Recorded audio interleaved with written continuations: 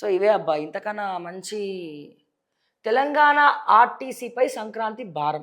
ఈసారి ప్రత్యేక బస్సులను తగ్గించిన ఏపీ గతేడాది 2000 బస్సులు ఈసారి 200 బస్సులకే పరిమితమైన ఏపీఎస్ఆర్టీసీ. టీజీఎస్ఆర్టీసీ నుంచి బస్సులను పెంచాలని ఏపీ సూచన.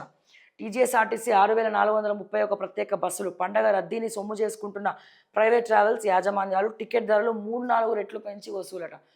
వామ్మో! చాలా ఘోరం. కానీ ఒకటి, బస్సులు దయచేసి తెలంగాణ ప్రభుత్వానికి చెప్తున్నా, పొన్నం ప్రభాకర్‌కి చెప్తున్నా. ఈ మధ్య చాలా టాక్ వినిపిస్తుంది. పొన్నం అన్నకి చాలా అహంకారం పెరిగిపోయింది అది ఇది అని.